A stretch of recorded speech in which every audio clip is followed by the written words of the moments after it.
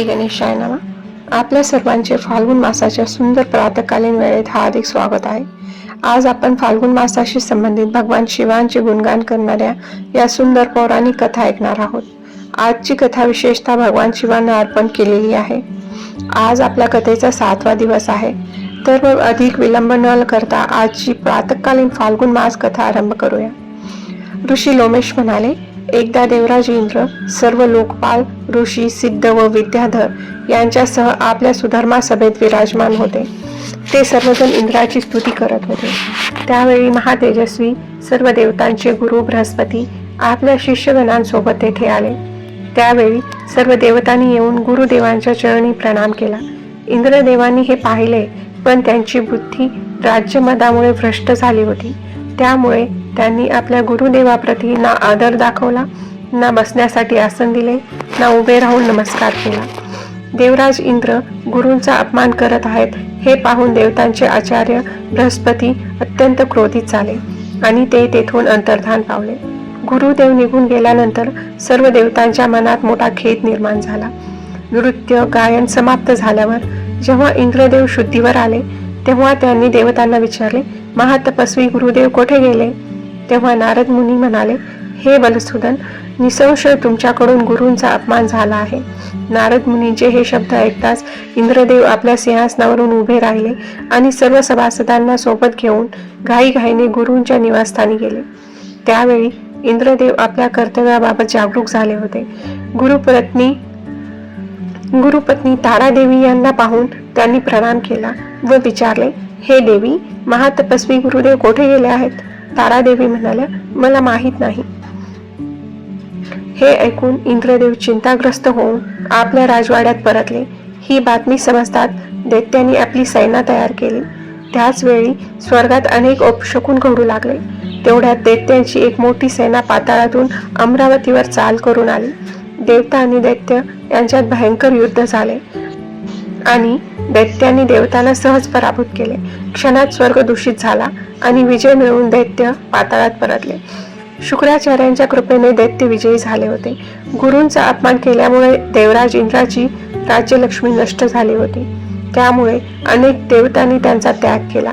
कमळासारख्या सुंदर नेत्राची इंद्रपत्नी सची देखील लज्जेने लपून राहू लागली. ऐरावत हा महान गजराज, उच्चश्रवा अश्व आणि इतर अनेक रत्ने दुष्ट दैत्यांनी स्वर्गातून पाताळात नेली.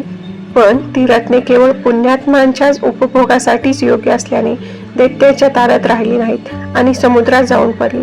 हे पाहून राजा बळी आश्चर्यचकित झाला आणि त्याने आपले गुरु शुक्राचार्यांना विचारले, भगवान, आपण देवतांना पराभूत केले, तरीही ही सर्व रत्ने समुद्रात का गेली? ही फारच अद्भुत गोष्ट आहे. शुक्राचार्य म्हणाले, राजन, अश्वमेध यज्ञाची दीक्षा घेऊन ते पूर्ण केल्यावरच तुला देवतांच्या राज्यावर अधिकार मिळेल. गुरुचे हे वचन ऐकून राजा बळी शांत राहिला आणि दानवाबरोबर योग्य कार्यात गुंतला. दरम्यान देवराज इंद्र अत्यंत दयनीय अवस्थेला पोहोचले. ते ब्रह्मदेवाकडे गेले व स्वर्ग राज्य गमावल्याची सर्व हकीकत सांगितली. ब्रह्मदेवांनी सल्ला दिला आणि सर्व लोकपालांना घेऊन ते क्षीरसागराच्या तटावर गेले. तेथे सर्वांनी मिळून भगवान विष्णूची स्तुती सुरू केली. ब्रह्मदेव म्हणाले, हे देवादिदेव जगन्नाथा, तुम्हाला नमस्कार आहे. तुम्ही यज्ञ आहात, यज्ञरूप आहात आणि यज्ञांचे सर्व अंगही तुम्हीच आहात. म्हणून आज कृपा करून देवतांना वरदान द्या. गुरुचा अपमान केल्यामुळे इंद्र व इतर ऋषी स्वर्ग राज्यापासून भ्रष्ट झाले आहेत. ब्रह्मदेवाची प्रार्थना ऐकून भगवान श्रीहरी म्हणाले, हे देवगण, गुरुचा अपमान केल्याने सर्व उन्नती नष्ट होते. जे पापी, अधर्मात रत आणि केवळ विषयभोगात मग्न असतात ते आपल्या मातापित्यांनाही मान देत नाहीत. जेव्हा एखाद्यावर विपरीत काळ येतो तेव्हा त्याने इतरांचे सहाय्य घ्यावे. बुद्धिमान पुरुष आपल्या उद्दिष्ट साध्य करण्यासाठी सर्व प्राण्यांशी मैत्री करतात. म्हणून हे इंद्रा, बळीशी संधान कर. भगवान विष्णूंची आज्ञा मान्य करून देवराज इंद्र देवतासह अमरावती सोडून सुतल लोकात गेले. इंद्र आले आहेत हे कळताच राजा बळी व त्यांची सेना संतप्त झाली. तेवढ्यात नारद मुनी तेथे आले आणि त्यांनी राजा बळी व दैत्यांना नीती अनिती समजावून सांगितले. नारदांच्या उपदेशामुळे राजा बळीने इंद्राविषयीचा राग सोडला. तेवढ्यात इंद्रही आपल्या सेनेसह आले. आता इंद्रामध्ये अहंकार उरला नव्हता. त्यांचा तेज लोपला होता. ते ईर्ष्या व गर्वरहित झाले होते. ही अवस्था पाहून राजा बळीच्या मनात करुणा निर्माण झाली. इंद्रदेव हसत म्हणाले, देवराज, आपली स्थिती आमच्यासारखीच आहे. भाग्यवश तुम्ही माझे संपूर्ण राज्य एका क्षणात घेतले आणि अनेक रत्ने स्वर्गातून येथे आणली, पण ती रत्ने तुमच्याकडेही राहिली नाहीत.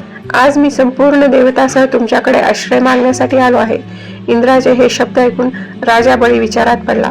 तेवढ्यात नारद मुनी पुन्हा म्हणाले, त्यानंतर पुढे काय घडले ते आपण फाल्गुन मास कथा मालिकेच्या पुढील भागात म्हणजेच उद्या ऐकणार आहोत. आपण जाणता की भगवान शिव हे 12 महात्म्यांपैकी एक आहेत, पण भगवान शिवांचे खरे स्वरूप कोणीही पूर्णपणे जाणू शकत नाही. म्हणूनच आपण प्रत्येक वर्षी महाशिवरात्रीचा उत्सव मोठ्या भक्तिभावाने साजरा करतो. हर हर महादेव.